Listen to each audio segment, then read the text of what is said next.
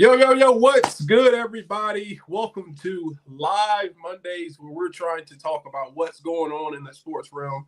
I got my dogs with me today, and something happened. Oh, yeah, NFL free agency. There's been a lot going on, Yeah. good, bad, and the ugly.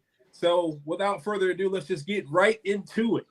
Now, been a big move today involving the Atlanta Falcons, and that is their Pro Bowl defensive tackle, Grady Jarrett. And apparently, well, not apparently, he did get released today from the Atlanta Falcons. So I want to ask the question to both of you.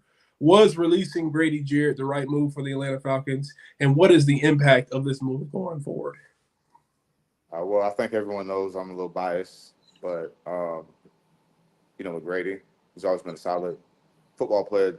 Played with him since we was young, so he's always been a solid player. I don't think it was the right move. My personal opinion. I think there's certain guys, like I mentioned last week, that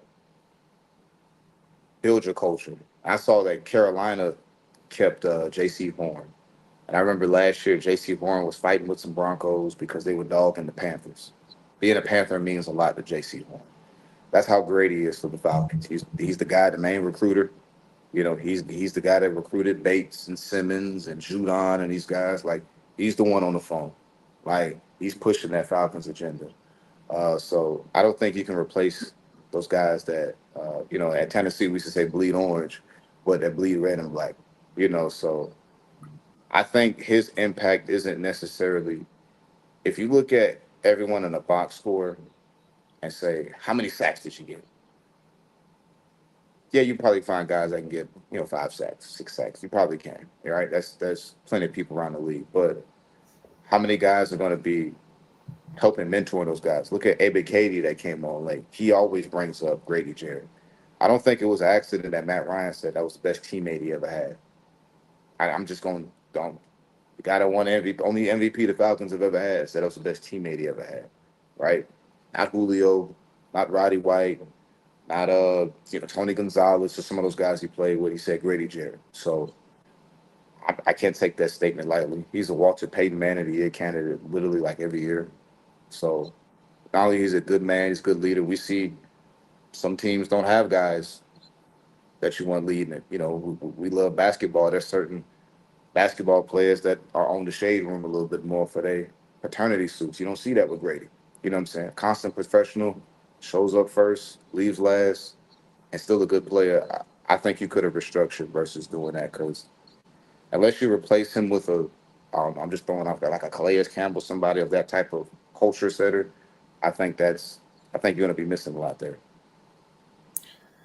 Yeah, so for all the reasons you just named, for the most part, that's exactly why he just got paid. So Yeah. um one man's trash is another man's treasure. I don't quite understand. At some point, we need to really look at the GMs and the ownership on what is really going on. You signed him to this contract, and you knew that possibly the last couple of years of his contract, you were going to have to make a decision. And not only that, you did that knowing you brought in other guys last year who signed pretty big contracts.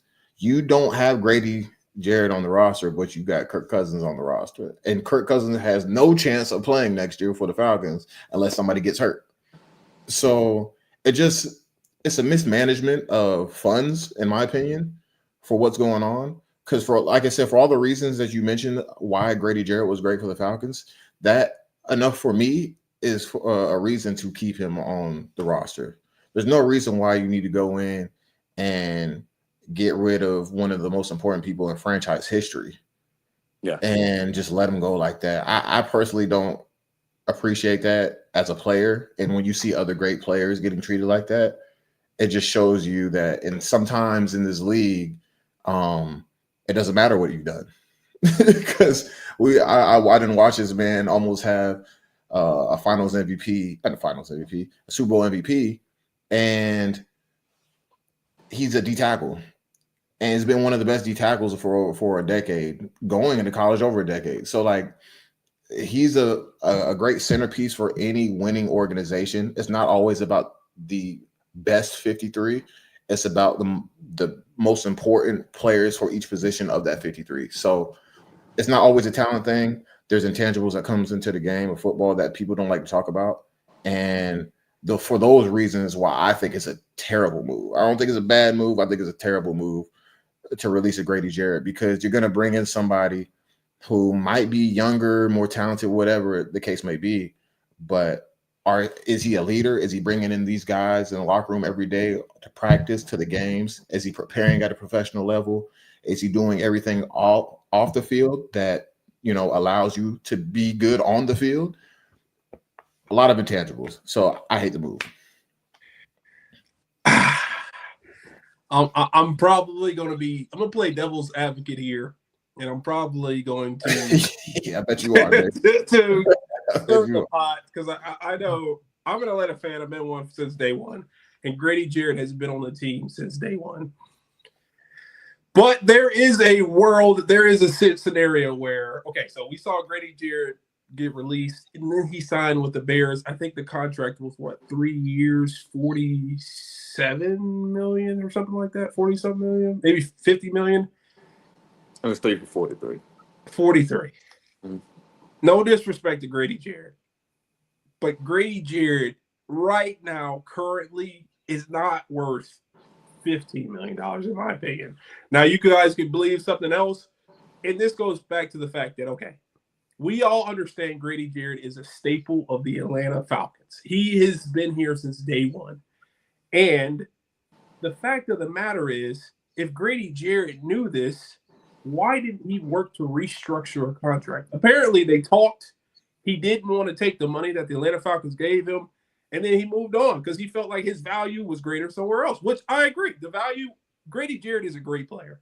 But I don't know for $15 million if I would pay him. Well, I put it this way. Leave it. That's why they stopped paying him.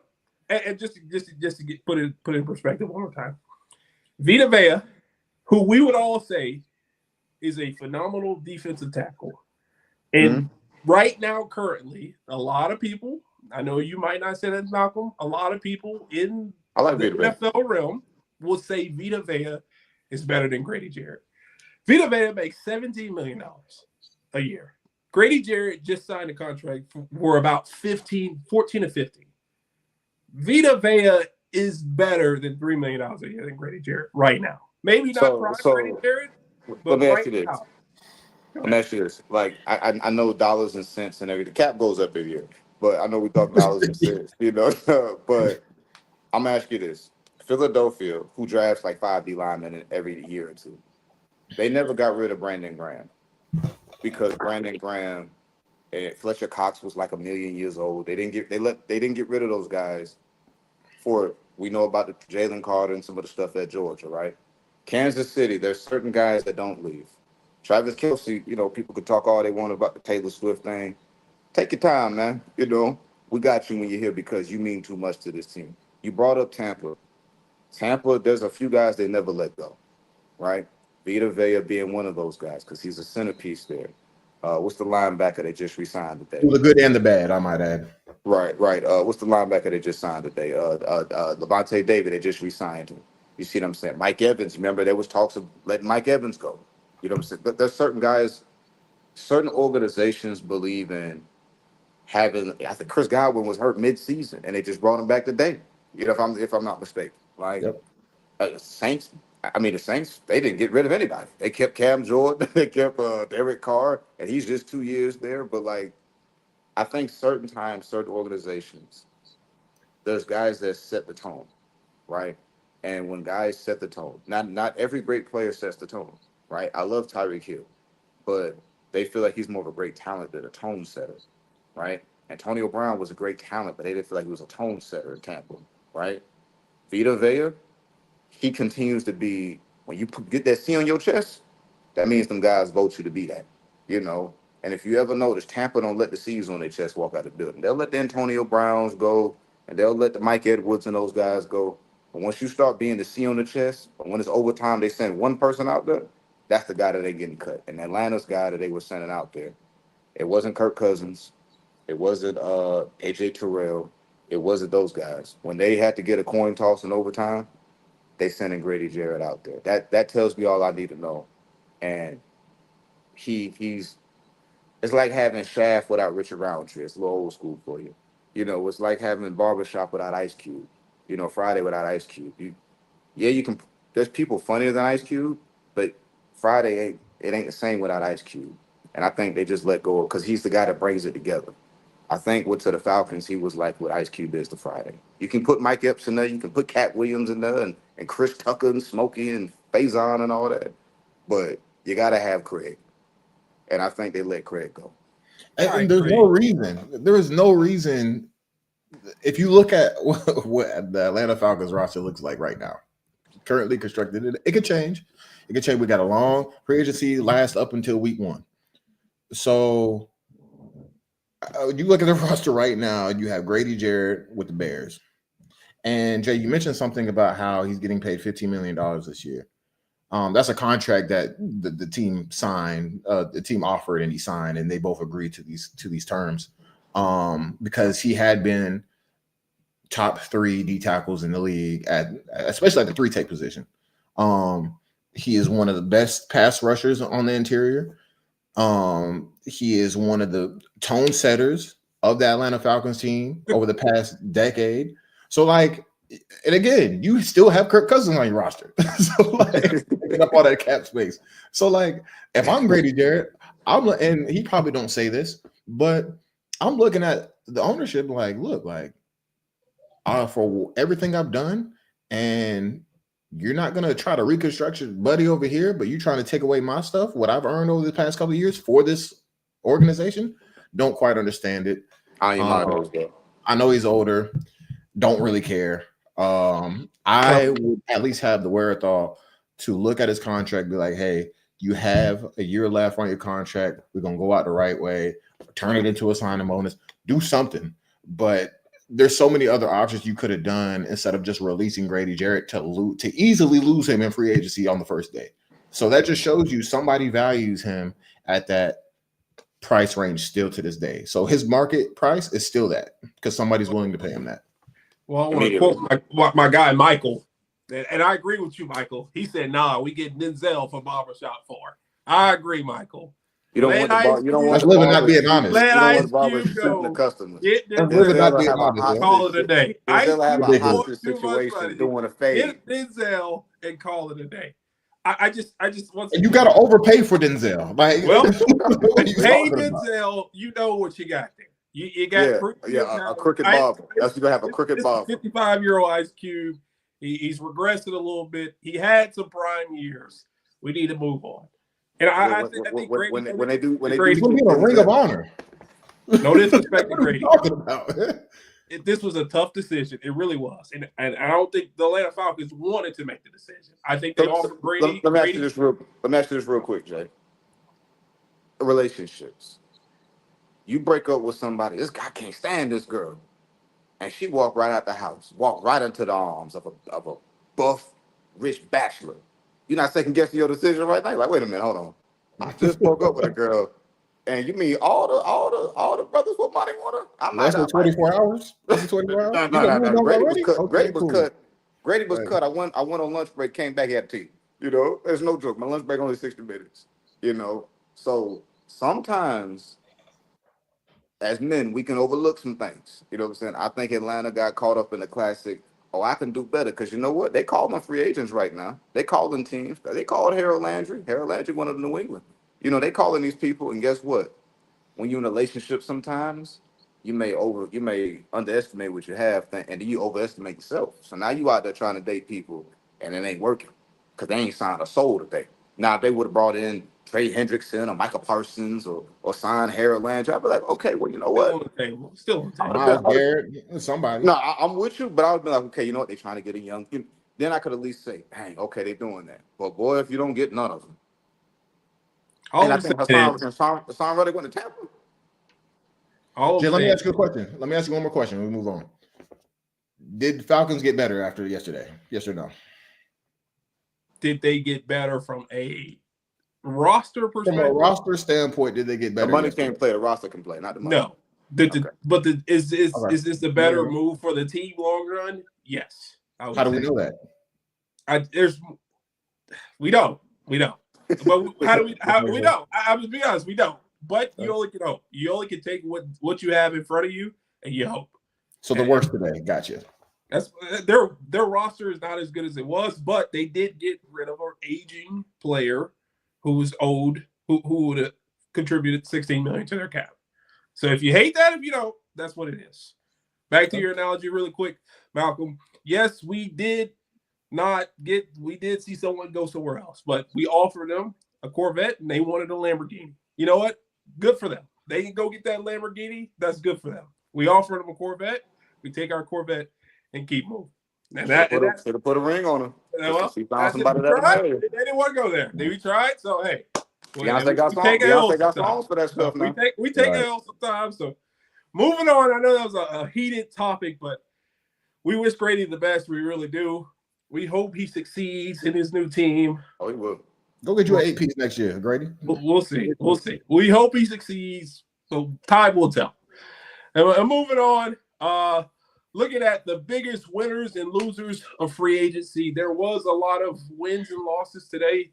I'll go to you, Malcolm. Who do you think the biggest winner and loser of free agency was today? I'm gonna pick a team, and it's actually gonna go against the Falcons. I thought about Chicago with all their offensive line moves, and I was really tempted to do that. I like the Rams keeping Stafford. I'm gonna go Carolina. I see the vision what they're doing. They kept J.C. Horn, who, unlike their counterparts down 85, kept the culture setter. But I like the pieces they added. Towards the end of the year, after Bryce had his, situation, I was telling Kendall, I know y'all was playing him. I think y'all lost to him one time, and obviously Dennis Allen got let go after that. But I was watching them play y'all. I was like, they got kind of some stuff out here. I'm watching them play Kansas City, and they play Tampa in Charlotte, and that game went to like overtime. I like Chuba Hubbard, and I like they're addressing the trenches, right? They still probably need another wide receiver, but that's why you got multiple days of free agency in the draft.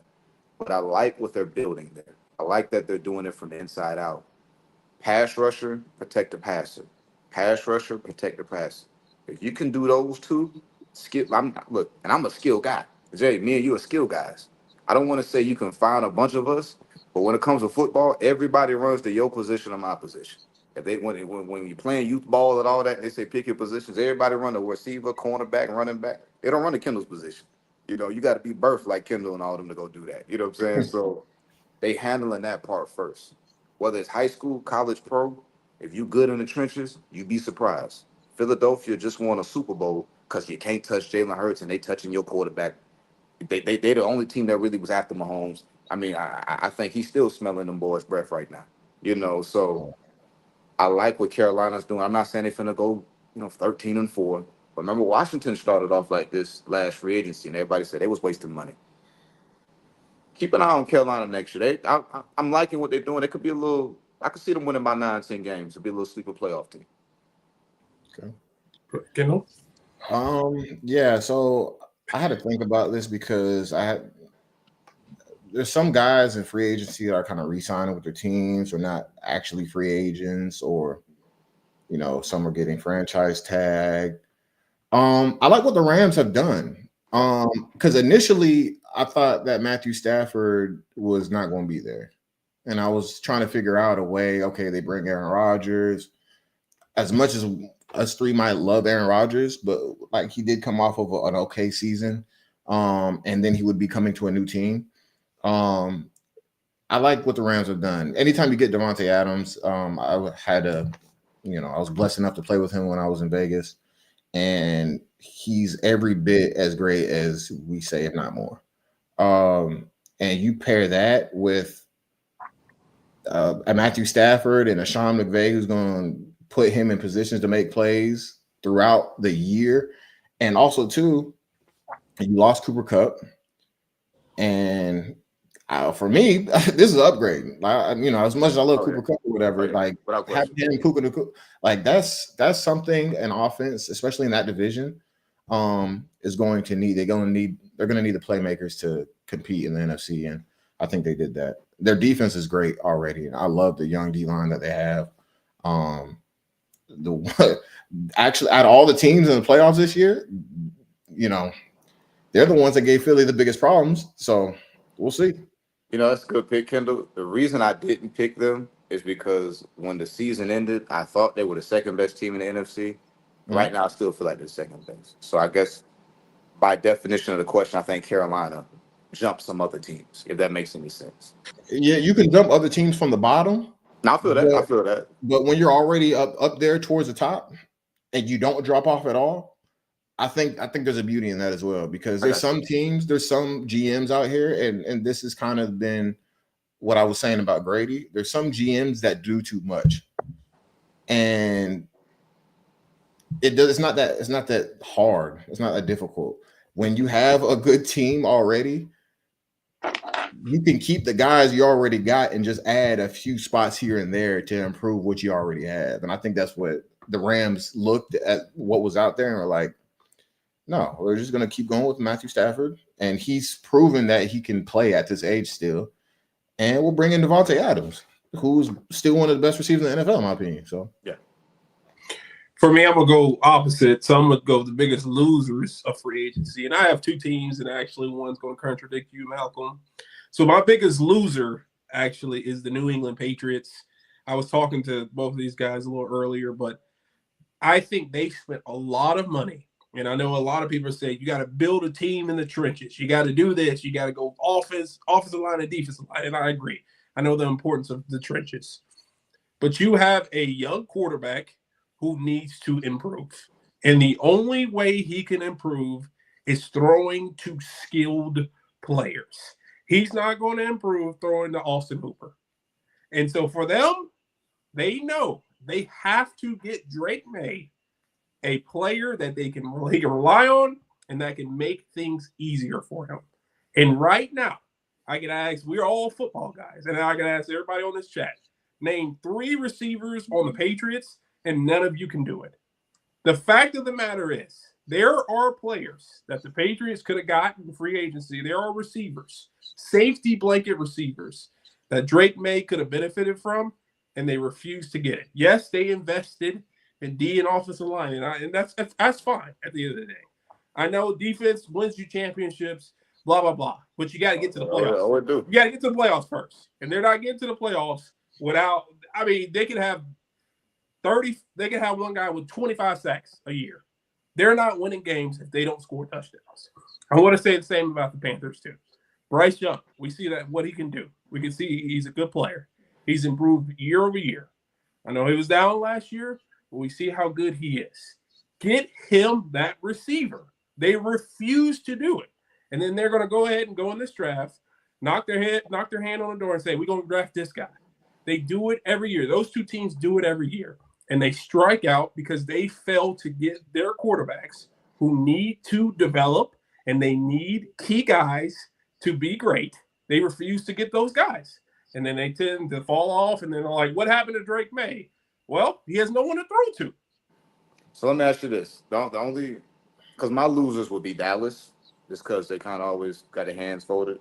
I think it's for obvious reasons why I think Dallas. I think Washington and those teams will just continue to get better. But my only question about that is, we saw the Super Bowl. Kansas City never gets beat. They never lose, but they definitely don't get blown out. The 2 times we've seen Kansas City get blown out since Biden got elected, essentially, was Tampa Bay.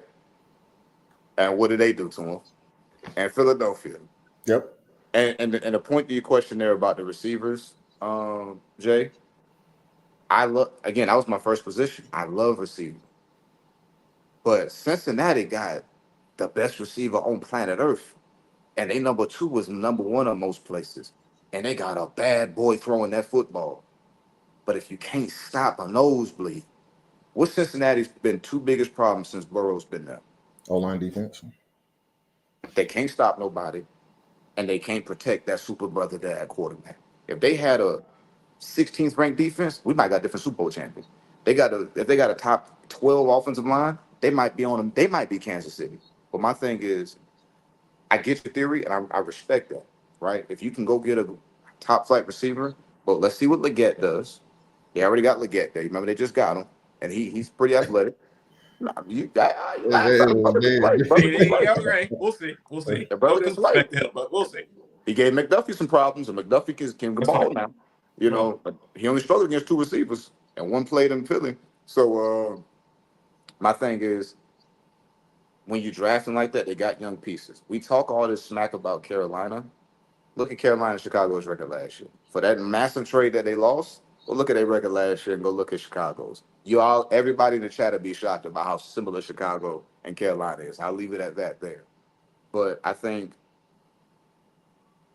no disrespect to Drake May, because I like Drake May, but he did turn it over 10 plus times in limited action. Like, for me to invest in you, I need to see what you can do. Every other position, we were talking about Grady last segment. Every other position got to prove they worth that money and that investment. That was your big argument with Grady. That's fair. That's fair to have that. Why does the quarterback position get to come in and Kendall got to prove his worth to even be here next year? I got to prove my worth. You got to prove your worth, Jay, because they'll move us in the middle of the season.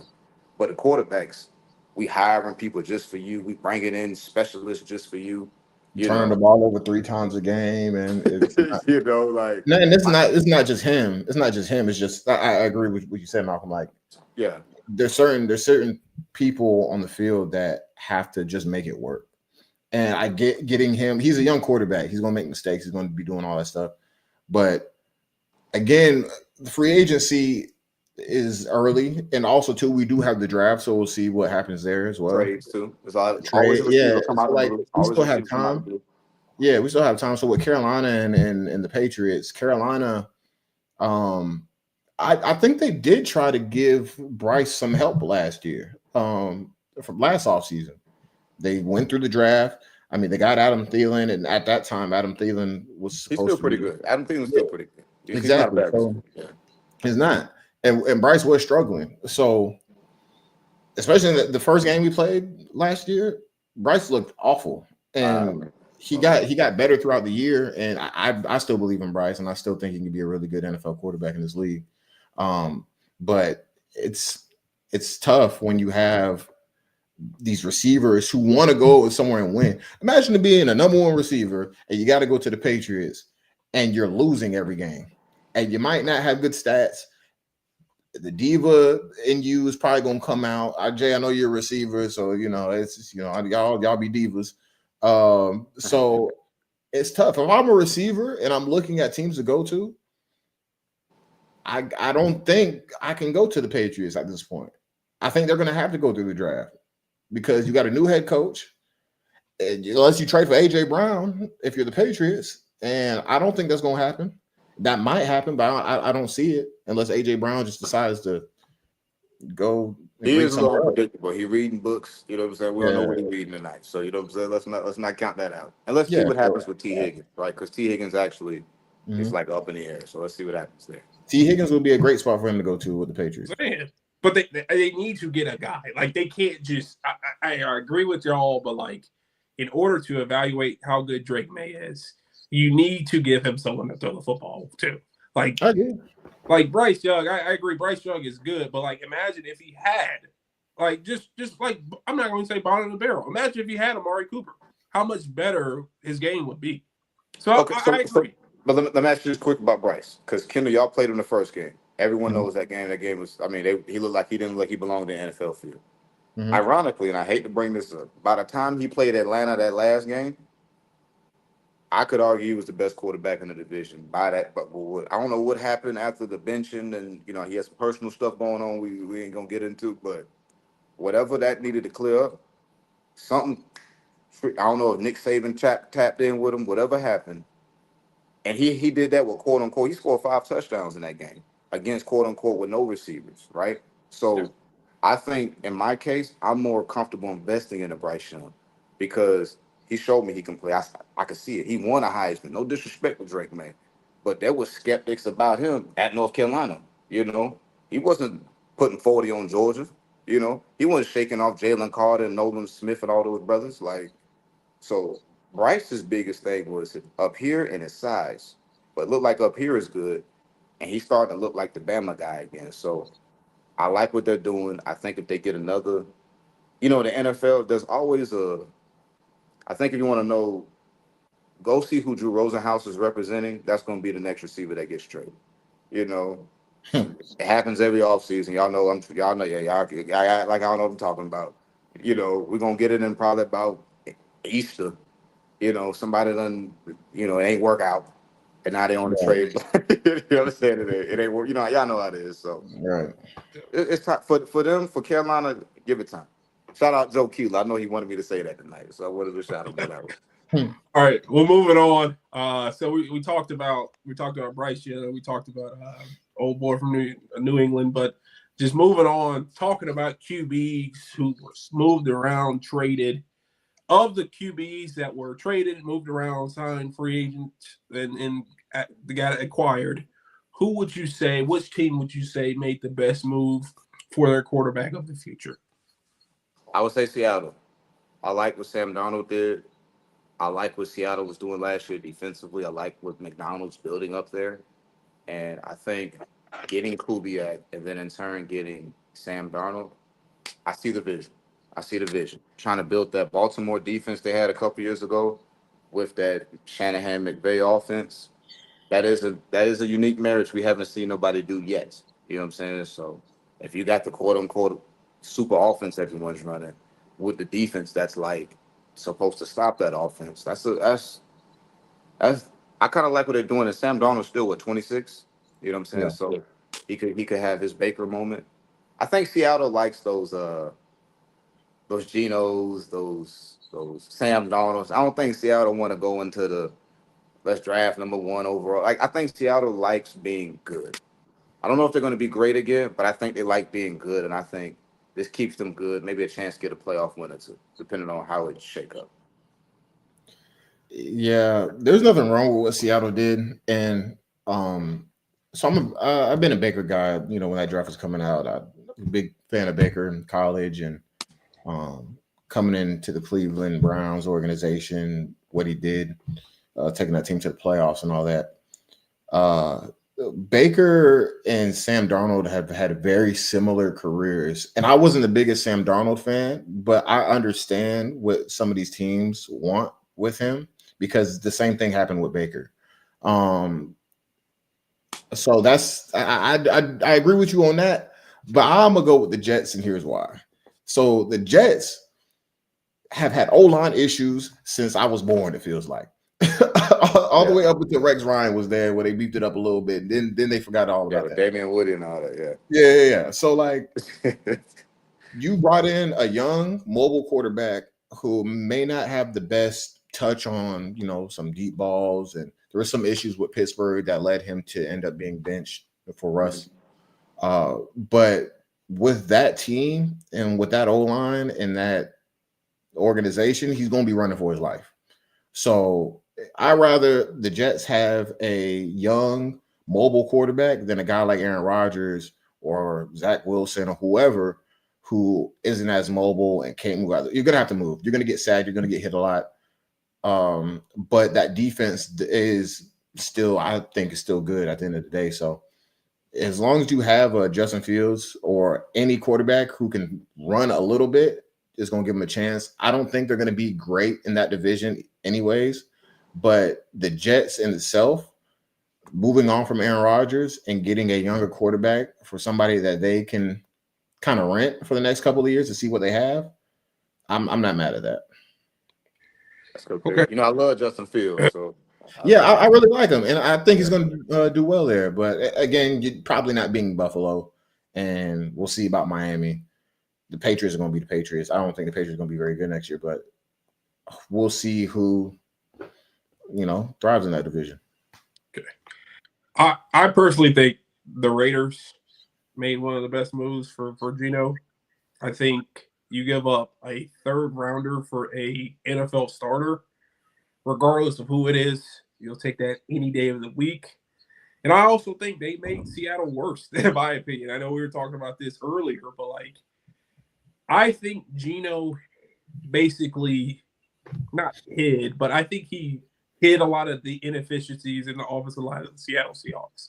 I think because he can move around, I think because he was fluid, and I think because he's a lot better than people think, he hid a lot of issues with Seattle that I don't think Sam Darnold will be able to hide. I think we forget Geno had DK Metcalf, He had Lockett he was throwing to, and they almost made the playoffs with Geno. And I think Las Vegas, I think they'll be able to rely on Geno. I think he'll make them a step better than they are. I think they're already pretty decent, but I think he'll elevate them a little bit. And to be honest, I think Seattle will be pretty bad next year. I think they lost two of their three good receivers. They lost their quarterback, and I just don't believe in Sam Darnold. Sam Darnold was probably throwing to the best receiving core last year, and I think, to be honest, I see what teams are trying to do. They want him to be Baker Mayfield, but I just don't think he's Baker Mayfield, in my opinion. And we'll see. Time will surely tell. But I think I think Seattle lost the trade. And no one's going to say anything because they got a third rounder and they got Sam Darnold. But I think Geno is a lot better than people thought. And I think Sam Darnold is not going to play as well as people think he will. Shout out to Geno. I like Geno. I just think that. So they played Minnesota last year. So this happens a lot. If you ball against a team, a lot of times that team you ball against will come get you. That's a very common thing. Sam Darnold's best game. Sam Darnold's best game was ironically, against Seattle, right? So I think some of those things, like Sam Darnold's like kind of sneaky athletic. I know he don't look like it in the face. He looked like a little goofy dude. But you do that, you want brother can move now. You know what I'm saying? He probably beat you to 40, Jake. But anyway, so don't get disrespectful. You get disrespectful. That's only one of them get disrespected. It ain't you. So go anyway, ahead. But I think he's sneaky athletic. He's got some arm talent. Like last year, I think he played a couple games with the 49ers. I kind of saw what they were talking about with him. Like, I see the talent. I think he needs to get refined up a little bit more. I think that happened the past 2 years, whether San Francisco or Minnesota. And I think this version of Sam Darnold, I don't think he's going to be a top 5 quarterback next year, but can he be a top 12 quarterback? I don't think that's too far-fetched. Can he be,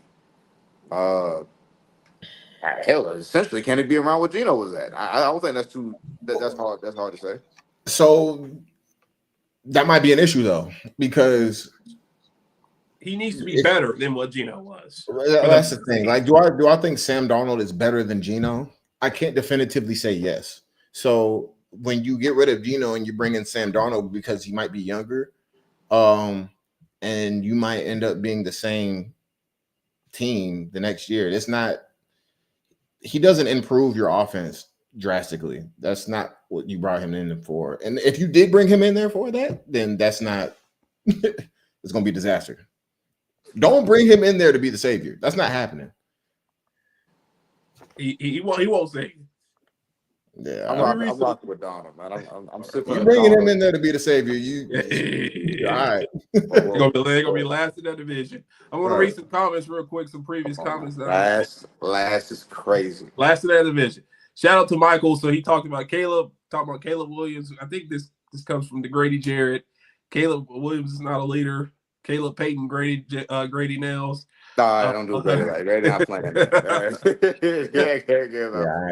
he said the Snow Sage Philly from the Rams, which it did. Some truth to that. And then he said they need to get Drake and T. Higgins. I'm guessing he's talking about either I don't know, New England Patriots or Carolina. And then he said, how do you forget about Seattle for the worst free agent period? And I kind of agree. Seattle was. I don't think they got better. The only reason I didn't say the Seattle Seahawks is because I will come off as, again, I'm a big Baker guy. So I understand what Seattle is trying to do. Because I mean, you did have Tom Brady with Tampa, and then you got with the Baker, and people were like, oh, well, that's not going to work. You might not win a Super Bowl, but you'd be straight. It still might be good. And I don't know what Seattle wants. Like you said, Seattle might just be fine with just. It might be around Tampa. They might be around. They already around that area. They're already a 9-win team anyway. Yep, they're gonna be last in that division. And then Michael said so many people's price just dropped after tonight. I would agree. I think that's why the Falcons kind of held still, to be honest, they didn't really pay anybody because, number one, I don't think they felt like paying anybody, but two, they want to get good deals. Is that good or bad? I don't know, but I think that's why they kind of. Kroger's not Whole Foods. Remember that. Right? This isn't groceries. Yeah, this is Costco. It's not. Y'all still get eat. All right, moving on. Trade frenzy. Who would you say is the best and worst trade so far? It's not good eating, bro. You still get That's why we dying at an early age. You won't go hungry, but still continue. Best trade so far. I gotta go with Pittsburgh. And me and my boy Azim had a heated argument about this earlier. Me and Azim disagree on George Pickens being a number one. He's just gonna have to accept that I know a little bit more about this than he does. I think George Pickens is a really good number two. I don't mean that as any disrespect. I think he's closer to the T. Higgins. I think Garrett Wilson secretly is a number two. No, that can masquerade as a number two, but I think DK Metcalf. Then they got this other brother there too. What's the light skinned brother there named Kendall? Austin, Calvin Austin. He's a pretty good deep threat. I kind of see the vision there now. Now, Pittsburgh wants to stretch the field a little bit. I like that trade a lot for them. I think when I saw that trade, I know how close Russ and DK Metcalf are. I assumed that meant they were keeping Russ. That's just, I ain't talked to nobody. That's just, I know they close. Their wives are close. I don't think he's getting traded there to see Russ walk out the door. I could be wrong. But I think they got a number one and a number two. So, I like the DK Metcalf move to Pittsburgh. Actually, I agree with you. So Mike Tomlin has an infatuation with crazy receivers, I guess. So I don't mean crazy loosely, but you're gonna have one dude on one side of the side throwing blows. You're gonna have another dude on the other side of the field throwing blows. So I do like this trade though, because you got two guys who are willing to block, two physical receivers, especially when it gets colder outside later on in the year. And if you do have an older quarterback, you got two guys that can kind of bail him out when he gets in trouble. I think Pittsburgh's going to be really good next year. Like they're always hovering. It seems like with Coach Tomlin always prepares his team, and they're always around that 9-8, winning percentage or whatever. Sound like Seattle to me, go ahead. Well, Pittsburgh's been a little more successful over the past 2 decades. So, okay. But no, I do like the trades. I do like the trades. I kind of like them potentially adding an Aaron Rodgers, not official yet. But if they do that, then I think there's going to be a team in the AFC North that has a chance of winning it. Okay. For me, I think I'm gonna go on the other side. I'm gonna say what's the worst trade. I just don't like this trade. The Laramie Tunsil trade. It didn't make much sense to me, to be honest, for both teams. Like, okay, so the Texans. So you lose your starting left tackle. Okay, for what? Like, you ended up getting a second rounder. I think they gave a second, a third, and maybe a fifth, which is a lot for Laramie Tunsil. And I see why they gave it up. But still, you're a team that's trying to make first round playoff aspirations. You kind of got to keep your staple piece on the team. And is it better to invest in the future? I agree. But, I mean, CJ Stroud is only up, right, for so long. And you can't get rid of, I would say, one of your best linemen for a couple picks. Yeah, for a couple picks. Because, I mean, wasn't he like all-pro? He's been, all-pro 5? Oh, no. He's on a Hall of Fame trajectory. Yeah, he's been one of the best old linemen in the game. Like they traded a Hall of Famer to Washington. That's what it just did today. So like they just like, all right, here you go, boom, there you go, Jaden Daniels. So they get better, you get worse, and then now what? You're in the draft looking for offensive tackle, and if you're not top 15, you're not going to get a good one. And if they want to be in the playoffs, they're not going to be able to draft a good tackle unless they move up and give up more draft capital. So you're just redoing what you just did. You don't replace Laramie Tunsil. You don't replace Laramie Tunsil. That's impossible. So I don't know what they was thinking. Maybe I they were didn't. thinking they can't afford him. I don't know what that was, but Washington can. So, um, I'm not quite sure why they wanted, unless he wanted out. And even then, Miles I'm Garrett wanted Garrett out. going that. Yeah. So I don't quite understand. I don't know what's going on, but that's kind of weird to me too. I agree with you on there, Jay. I think my concern. I'm a huge CJ Stroud fan. It's crazy. I'm a huge Joe Burrow fan, huge CJ Stroud fan. I'm getting concerned because we mentioned the knock on Cincinnati was O line and defense. Now Houston's defense is gangster, but Houston's O line. I'm telling Kendall this throughout the year. I'm like, I'm staring at the O line. They got the same problem Cincinnati was having. Where Stroud is out there, up there. I think him and Caleb Williams were like towards the top and times getting sacked. Which when Mhm. I saw Chicago essentially said every O lineman that's good, we're going to sign you and go get a D lineman, right? So, because they said let's address that. Houston's Mhm. O line was bad Last year, let's trade a Hall of Fame offensive line. Let's trade a Hall of Fame offensive lineman to a team that O line wasn't that great, and let's give them a Hall of Fame offensive lineman. And now we need to look for a Hall of Fame offensive lineman. So I think that's not what you're looking for. Like you traded Laramie Tunsil to essentially go in a draft and look for the next Laramie Tunsil. It Well, had some Dallas Mavericks vibe to that. I didn't understand that.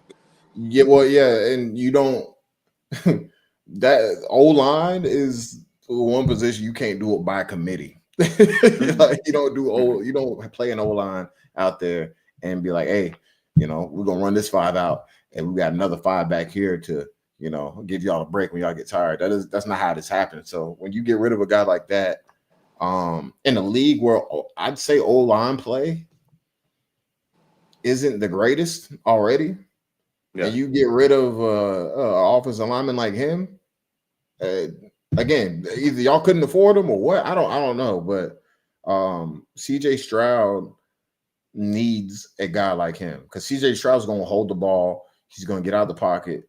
He's going to extend plays, and not having your security blanket on your blind side is not that's a recipe for disaster. Don't quite understand it, but Washington is going to benefit from this tremendously with adding him to the roster. So Shout out Dustin, man. Dustin getting a good team 2 years in a row.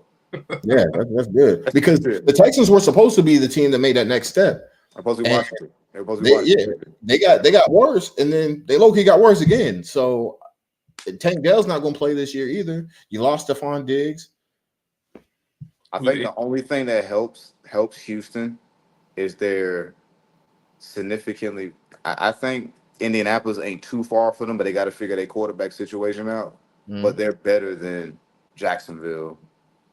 They're better than the Titans, and they're better at the right position than the Colts. The Colts they got some stuff that's better than them, but they're significantly better at quarterback than the Colts, which ultimately is the deciding factor. So I think they can get away with that and still host a playoff game, and they're going to play like some team hovering in Pittsburgh or something and win that game, and then play like Kansas City or Buffalo in the second game and lose, or Baltimore or somebody. That's kind of how Houston's kind of always been, really.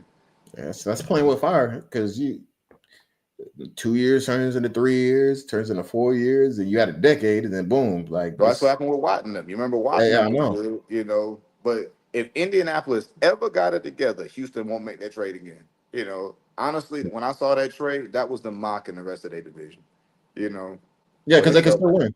yeah, because they're like, we can get rid of a Hall of Fame and still win. They wouldn't do that if Andrew Luck or Peyton Manning was still in Indianapolis. I guarantee that. No, they was in AFC West. They wouldn't be doing that. They trying to get Larry Thompson. They had Kansas City in the Yeah, division. yeah. All right, well, moving on. I know we talked about Eaton and how apparently out there the free agents left. They're just like you're shopping at Costco. But there are, I think, some Okay. diamonds in the rough. And I think the Atlanta Falcons could pick up a few guys that will at least give them a fighting chance, especially if they get Trey Hendrickson. So, my question to you all is who is the best free agent still available in your eyes? And do you think a team will sign them? I'm going for I'll go best free agent available. if we consider Trey Hendrickson a free agent, then obviously he's the far and away leader in the But he's clubhouse. not. He's not. We Right, gonna. right. So, I so I'm guarantee gonna put you. I'm gonna put him to the side because he's a trade request. But as far as free agent, I'm gonna go somewhere else. I'm gonna look at a vet that's played good in this league before. Probably not gonna get signed, maybe until June. But I'm thinking about January, and I've went back and forth between Aaron Rodgers in Pittsburgh. I like Aaron Rodgers in Pittsburgh. If it's Pittsburgh, if it's the Giants, I don't, that you might get some playoffs, but that's about it, right? I'm gonna go with Stephon Diggs. The reason why, I'm assuming he's gonna be healthy, and I'm assuming he's gonna go to a team that's kind of a playoff level team. And I could see him in a wild card in a divisional game where we're like, hey, he played, hey, I forgot he was good. I like sometimes in the playoffs you need everyone looks for the sexy day one person, but who's gonna be that Zach Braun kind of guy, right? You know what I'm saying, for Philly. And I'm not obviously, Diggs is a little bit more accomplished when Zach Braun left New Orleans. No disrespect, Kendall. But so hey, Understood. y'all let some really good defenders out of there. But if they leave in New Orleans, they the best. Whoever New Orleans free agents, they're the best free agents available. So Yeah, that's another conversation for another day. but in all seriousness though, I think if Diggs goes to the right situation, I can see him making because if you look at what Philly was doing, they were getting after the quarterback. One of the ways to stop a pass rush, can you beat a corner at the line in the first 5 yards? And Kansas City did not have guys that can do that. Cooper DeJean, Mitchell was killing them boys in the Super Bowl with that. Diggs, one of the things he is good at is getting off man coverage, getting into his spots, getting into his routes really quick. Kendall, you mentioned the O-line players in that world. D-line players off the charts right now, Mhm. And to combat that D-line play, because I don't think O-linemen are finna have some O-line summit this offseason where everybody gets amazing, you're going to need guys that can help you hurt you in a quick game. And I think Diggs can help teams in the quick game, like the team he's on, but for, what was on. But I could see a team, ironically, like a Kansas City, right? Do I think Diggs could have helped them in that Super Bowl against a Cooper DeJean? Of course. Ironically, the team he left, right? I think Buffalo was missing. Shakir's got some of that, but if Josh Allen isn't scrambling, making a bunch of amazing plays, can you get a guy that can get you from 1st and 10 to 2nd and 3? Right. And I think Diggs is perfect at the 1st and 10 to 2nd and 3. So I'm gonna go him just for the right fit. So yeah, so I was gonna say Diggs. Just I still think he is a top 15 receiver in the league today. But I looked at Aaron Rodgers' stats last year. Yeah, The way the media talks about Aaron Rodgers and his production, it doesn't add up. Because if you would look at his stats, you would have assumed that he was Kirk Jameis. Cousins. You thought it's Kirk Cousins? Yeah, Yeah. he threw for 30 interceptions, 30 touchdowns, and Yeah. that's not the case. That's not the case at all. I think the Jets had a lot of things out of Aaron Rodgers' control last year, and I think management got in the way of that. And I like Robert Saleh, but something wasn't clicking. Something wasn't clicking. I don't know what it was, but it seems like the Jets either are cursed or they just have bad mojo going. I don't know what's going on. But I like Aaron Rodgers. I think he's the best free agent still because if you add him to a already good team that needs a quarterback, I think he can elevate them to maybe not a Super. There's nobody that's available right now that's going to win you a Super Bowl. But when you put a guy like Aaron Rodgers who's seen every coverage and has been in every situation you can even imagine and can still throw the ball, he's throwing Hail Mary still. Like he's doing a lot of great things. He just needs to be around the right system and the right teammates and the right organization. I think you put him in. I think he could be. I think he could make the playoffs and go farther. And anything can happen when you get to playoffs. So Okay. I like that. I like that. yeah. For me, I'm thinking about my Falcons. We'll just go kind of tailored. We need pass rush. So I'm gonna go with Azeez Ojulari. That's a guy that was up in New York. Mhm. Been kind I of like quiet. him. I like him. The fact that he's still here after day one is kind of crazy to me. So I think the Falcons could get a pretty decent deal for him. I mean, he's a guy that had 6 sacks. He really didn't play. He had limited time due to, a guy named Thibodeau, and they had Burns there. So, I mean, think he he's didn't really better. play. He didn't really play that much until those guys got hurt. He came in 6 sacks. So I think the production is there. He's a guy you can get pretty cheaply, especially, I mean, second day of free agency. I guess nobody wants you, but pretty cheaply, and that's the guy I think the Atlanta Falcons need. And the fact that he's still there, available, he's young. He'll be coming on his second contract, so he's still 4 or 5 years new in the league, which is young. He's healthy. I think that's a guy that is still a good value right now. So I got another guy for you, Jay, too. I like that a lot. I like that one a lot. I actually thought they should have kept him over Thibodeau. No disrespect to him, but I like. I know Detroit just let him go, but I know people when you get 32, they act like you're about to die. But I like Zadarius Smith. He did some good stuff with Detroit last year. He was good with Cleveland before the trade. So that's another one of those guys. Like I mentioned, if you're trying to sign Zadarius Smith looking for 14 sacks, that's where you made your mistake. But if you're trying to sign him for January, can you go get Mahomes? Can you go get Burrow? Can you go get Lamar? Can you go get insert quarterback, Jalen Hurts? I think he's a guy where if he goes to Washington, if he goes to, it seems like Philly just got a black card up there. Everybody getting money, getting paid up there. They got a credit card, so he ends up in Philly. It will not shock me whatsoever if I seen Zadarius Smith making big plays in a divisional game for Philly. Hopefully it's Atlanta. If he makes plays for, one of those Washington. I wouldn't be surprised if Washington go get him. Another guy I want to mention, Jonathan Allen. Me and Kendall kind of talked about his career privately. He's got kind of a weird career. Like he's successful, but kind of, I don't know. People, it's kind of, I don't know. It's kind of weird how people view him.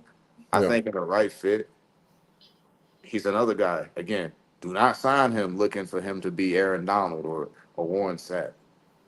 But that's the guy you're signing for December, January. So if Jonathan Allen, you just let Grady Jarrett go. If you bring in Allen, that'll lessen the blow a little bit because he's a high character guy too. So that's also another thing. So if you're going to replace, now we got to, now that we're divorced, now we're back dating, you know what I'm saying? So, now that we're forced to let my boy go, I think Jonathan Allen is a good. I know people in the chat ain't going to like it because he's 32, he's older. People act like he's about to die at that age, but I think he's a pass rusher. That's all everyone talks about. Sacks is all that matters. Stopping the run don't matter, even though Saquon running for 2,000 on people. But I like Allen too. If you're not the right price, I think I saw Minnesota or something was trying to get him. Which if Minnesota get him, I don't know how good McCarthy gonna be. We'll see if Aaron Rodgers go there, which would be hilarious for a lot of reasons. But if Minnesota get him, Minnesota's probably gonna have one of the 2 best defenses in the league. And I got to shout out Stephon Gilmore, my cornerback brother. If you need a good vet that can still play outside, still play one-on-one, we saw what Slay did with Philly. Why not give Gilmore a call? Yeah. I want to add Malik Collins to that list too because I saw you got let go. Yeah, I saw that. So Malik is real quick, he's probably the best pure available pass rusher on the interior right now.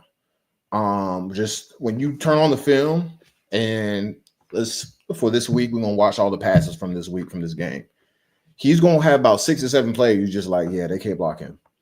And I don't know why he's bouncing around. I'm not quite sure, but whoever he goes to, his next team or whatever, is gonna get a steal. And every single year, his pass rush productive numbers, his pressures, his one-on-one win rate, the way he takes on double teams in the run game. He's one of the most underrated D linemen in the game, and for whatever reason, hasn't gotten the respect that he deserves. But I just want to shout him out too because I think there's not going to be a better interior other than Jonathan Allen, but they're different when it comes to the way they pass rush. I think Malik is the best pure pass rusher available on the interior right now. Cool. Well, we appreciate that. I'm gonna read some comments really quick. So, Gabriel Rogers said, Javon Holland. I think that's the safety. He played Miami last year, maybe. Yeah. He's good. He's good. It'd be a good acquisition. Like I said, the Falcons, they got holes and they need to. I like fill that them. Malik Collins one, Kendall. So a lot of y'all, if y'all not familiar with Malik Collins, go watch that game a couple years ago when y'all beat the Chiefs. Kendall, rest in peace to Chris Smith, Malik Collins, and what's my boy that the Clemson brother you cool with? Phil was getting after him that game. If y'all not familiar with it, go look it up. I was watching that on the road to LA, man. Y'all was getting down that day, right? Yeah, Malik's my boy. Malik's my boy. He taught me a lot. So he's somebody that can come in right away and produce. It's not new to him. And then Michael had a comment for you, Malcolm. Allen's probably worth a little over a vet, man. So he still can play now. He still can play. Let's keep it cute here. But yeah. Oh man, that minimal. Y'all doing my dog dirty, right? But yeah, this is all we have today. We appreciate y'all coming by. It looks like we have a lot of people watching, so we appreciate y'all. We're trying to do this every Monday at 9 p.m. But first, do me a favor. You see the names, the tickers going across. Please do me a favor and follow all of us on, I think this is Twitter or X or whatever they call it now. This helps us a lot, and we do talk about sports and that. So please do us a favor and follow us below. And like I said, we'll be back again next Monday, 9 p.m. Hopefully by that time, a lot of things have been figured out in the NFL, and we'll have some more concrete things to talk about. We had a lot to talk about today, but more concrete in regards to who's going where and more about the Atlanta Falcons and what they're going to do. So, but we appreciate y'all for watching. We really, really do. And like always, peace.